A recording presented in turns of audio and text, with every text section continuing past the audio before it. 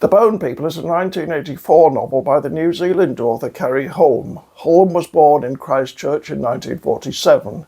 Her father was a first-generation New Zealander from Lancashire in England, and her mother had Scots and Maori forebears. As a child, she rewrote Enid Blyton stories. She studied for a law degree for a while, but writing continued to be her real passion, and she left academia to take up a variety of jobs.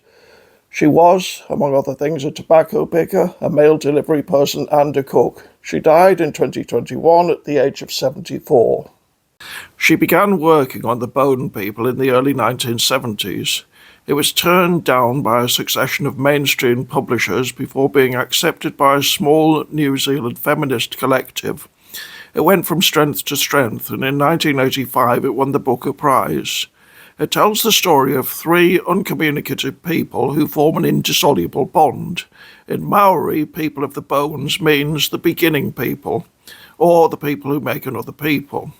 Here it seems to mean the three protagonists, insofar as they only make sense together.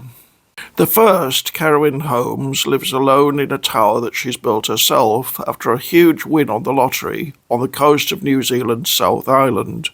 She's a multi-talented artist, although for most of the novel her inspiration has dried up. Other than that, she comes across as irascible, although kind-hearted and generous when she warms to a person. The other two characters are a widowed young man in his 30s called Joe Gilleley and his foster child Simon, or Haimona in Maori.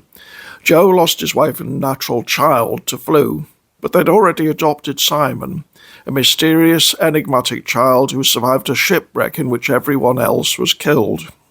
Simon is mute and obviously deeply disturbed. Joe beats him when his behaviour becomes too bad, for example when he steals or destroys other people's property.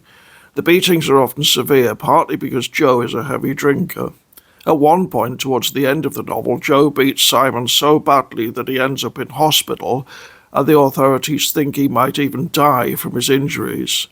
Because of his obscure background, no one is sure how old Simon is at this point, but the characters themselves think he's around 7 years of age.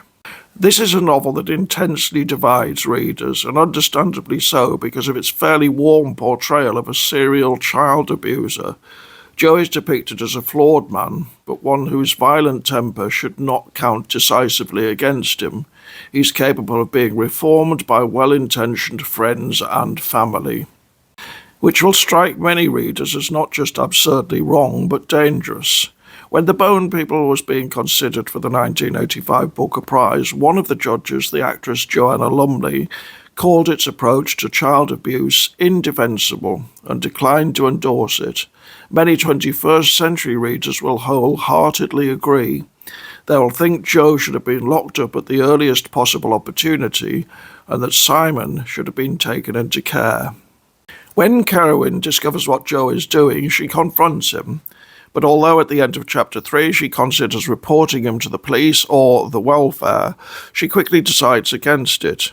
In the middle of chapter 5, it comes home to her for the first time that she's aiding and abetting the concealment of a criminal offence. At one point, she beats Joe up, but that's partly because he attacks her after she intervenes between him and his son.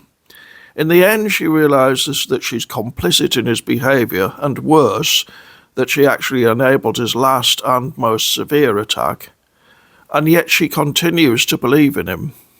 Keri Hulme responded to the inevitable criticisms by saying that child abuse was a hidden problem in New Zealand.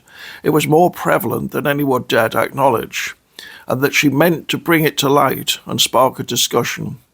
Whether that's sufficient to justify the particular angle she appears to take is another matter. Of course, some people will say that novels are not moral tracts, and that we should be wary of condemning any art on moral grounds.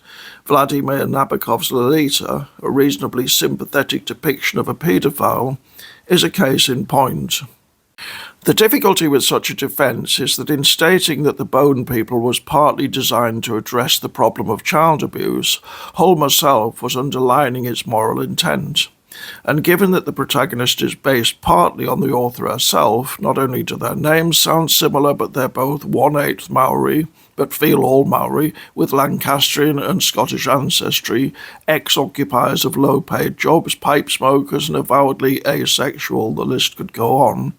The question of how far their views on child abuse coincide is unavoidable.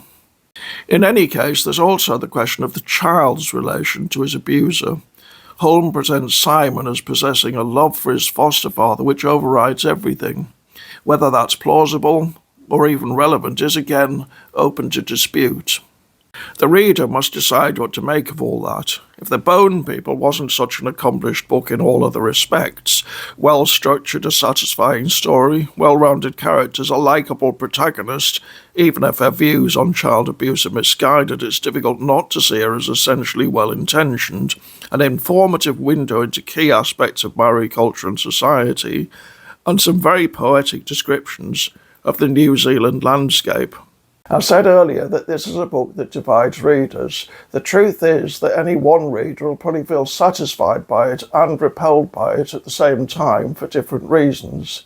Because it's so complex and partly a product of its era, it's likely to undergo assessment and reassessment for a long time yet. But I doubt it's going anywhere. For all its faults, it's too good for that.